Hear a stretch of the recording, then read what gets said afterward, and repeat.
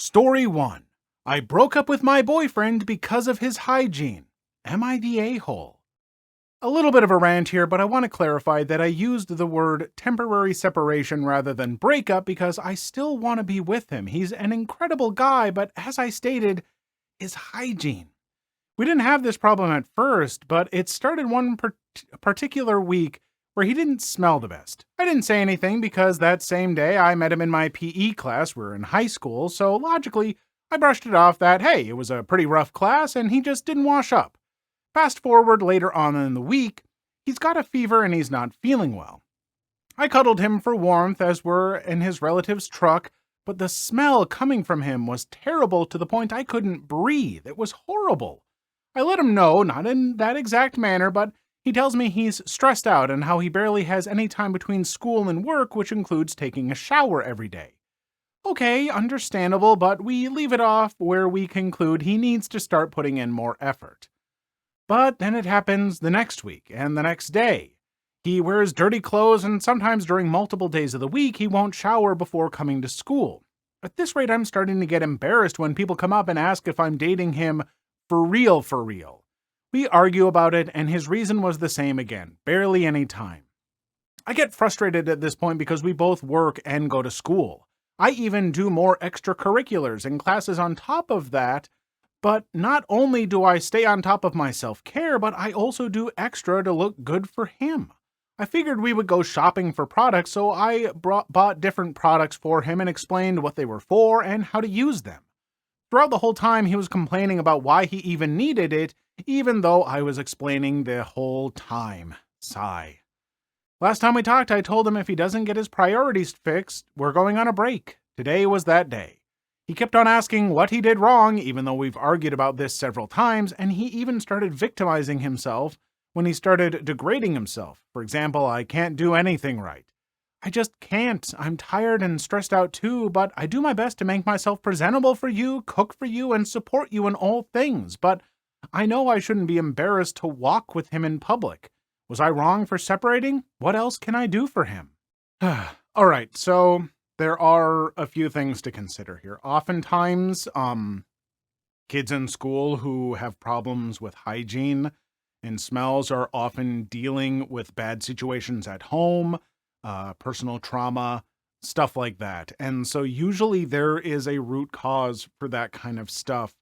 And it's more than just, hey, you kind of smell. Could you take a shower? Like the problems are more deeply rooted than that. And it's not something that I would expect this person to tackle on their own. They are also a high schooler, which, why are you making meals for him as a high schooler? That strikes me as a little odd, but whatever. But yeah, there's very likely a root cause for this and something that he needs to maybe work through, and he may even need therapy, something like that. I don't know. I don't know the whole situation, and maybe that's not the case, but oftentimes that is the case. Otherwise, I mean, yeah, you are entitled to how you feel about stuff, and if it is something that you're just uncomfortable with and he doesn't seem to be making an effort, taking a step away and maybe offering him help to, tackle the situation might be a good step. Like I said, you're in high school. It's a lot for you to have to deal with. So I don't know exactly where I land, but I do try and sympathize with folks who are going through bad hygiene stuff because it oftentimes comes from a place of hurt. Story 2. My husband had a relationship with a man and never told me. I don't know if I'm looking for advice or just venting. My husband is 31 and I'm 29. We've been together almost 4 years, married 2 years. We didn't know each other before 4 years ago, so we didn't grow up together, go to school together, or anything like that. We live in a somewhat large city. By coincidence, I now work with a woman who went to college with my husband. They were friends, but didn't keep in touch after they graduated. I worked with her for about 2 months before we realized that she used to know my husband. Now we've worked together for slightly less than a year. Last week we were talking about birthdays and Halloween plans and how, as adults, we rarely go out and do anything for these occasions, but when we were younger, we always had multiple parties to go to. We were sharing some funny party stories, and she mentioned something about my husband. He was friends with all of the gay people, but had his other more conservative preppy group that he was part of, and none of them would hang out with the gay group. He's sort of just the type who is friends with everyone. She mentioned he was one of the more intimately confused men I've ever met. I sort of always knew he'd ultimately end up with a woman, but our hearts were when we found out he was dating that guy. I just laughed along like I knew exactly what she was talking about, but in reality, I had no idea what she was talking about. Now, yes, I know he does have several gay friends, but so what? He never mentioned dating men before at all. First, I want to say that I feel bad that this even bothers me. It shouldn't bother me. Who cares if he's dated men, women, or non-binary people? I was sort of surprised just how much I did suddenly care, but more than anything, I was mad that he didn't tell me. Why would he not ever mention anything about it? I don't know why he'd feel the need to hide it from me. I keep wanting to bring it up to him, but it just feels awkward. He doesn't want me to know for some reason. I don't want to embarrass him or make him feel uncomfortable that my coworker shared this with me. I wonder if he's been nervous this whole time that she might reveal this, but I mean, why would this typically even come up? She and I don't even work in the same department, so we probably only talk a few times a week when working on collaborative projects.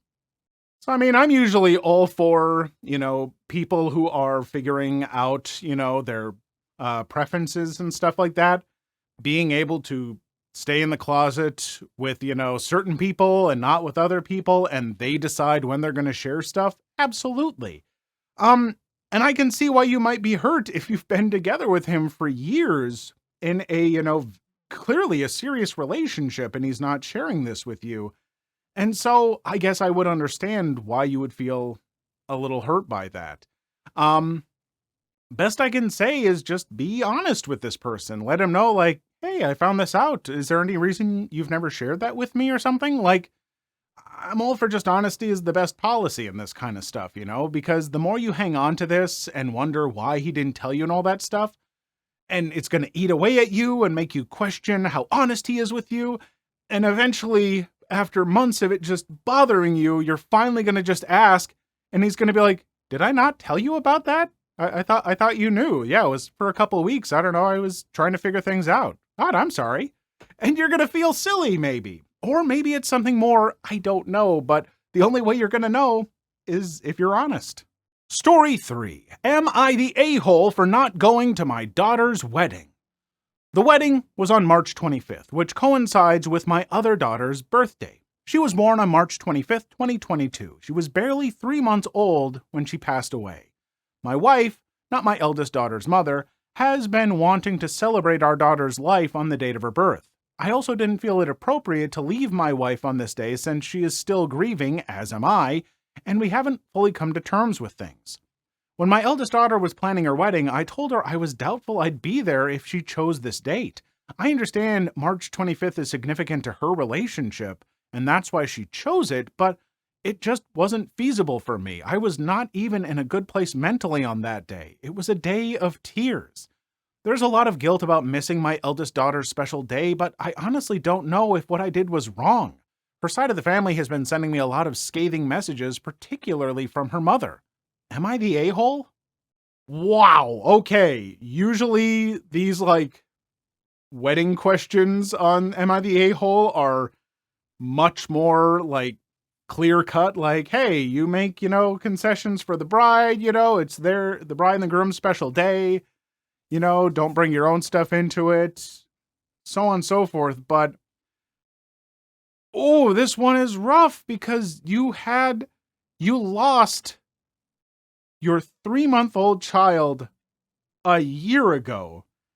And so a year later, on the anniversary of losing a child, she had that. Oh, I don't know. I do not know. I don't know how, because of course, I personally would never expect someone to go to a big celebration thing on the first anniversary of the death of their child. That is a trauma I will never understand. And, it's so much to ask. But on the same time, to ask people to change their wedding day, this special day, and, less than a year before it's happening, because most weddings are getting planned more than a year in advance. So they maybe had booked, this thing ahead of time. I don't know. Oh, I really don't know what to think. Comments, please. I would love to hear what you think. I don't think there's a win in this situation. I don't think there is a possible way for this to be a win. My best is I would have enjoyed seeing the daughter change that day, but even that's a lot to ask. I don't know. Story 4. I left a hidden nasty note for a coworker.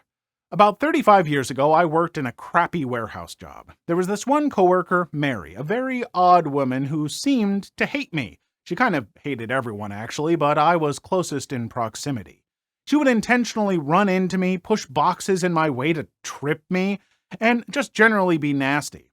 The boss looked the other way because he didn't know how to handle her. She worked in her own little space in the back, secluded away from everyone. Imagine Milton from Office Space, except angry, bitter, and antisocial. When I quit the job and moved to a new city, I wrote a nasty note that said, "Mary is an effing bee," then hid it in her area in a place where I knew she wouldn't find it for weeks or months. About a year goes by, and I'm back in town visiting old friends, including some former coworkers from the same company. 3 of us go out for drinks, and during the conversation, the subject of Mary comes up. This one guy tells me that Mary found a nasty note hidden in her stuff and blamed it on him. He almost got fired until he convinced the boss that he had nothing to do with it. I just sat there and played dumb going, "Wow, that's crazy. Did they ever figure out who did it?" Yeah, it was a crappy thing to do, and as I look back, I can see that Mary had some serious mental health issues that I should have been more compassionate about. I was 29 and stupid. Yeah, I was gonna say, it's a bit of a mistake, but it's also an understandable mistake, especially if you're 29, you don't know any better. And if someone's mean to you every day, it can be pretty easy to not think like, I wonder why they're being mean to me. Could it be something that's bothering them or an issue they have? You don't necessarily consider that. And in this situation, like pushing boxes in your way to trip you, like that could seriously hurt you. I would be pretty upset too. And maybe tempted to do that same thing, though I would even maybe put my name on it because I would worry that it would get blamed on a coworker. And if there were coworkers there that I really liked, I don't want to make their lives worse just because, even if I'm gone. So it's a mistake, but it's kind of an honest one, I think, or well, not an honest mistake, literally, but you goofed. It's not the worst thing in the world. But, yeah, it is what it is. Please leave your story in the comments. I would love to make a video on them in the future. Also, don't forget to like and subscribe.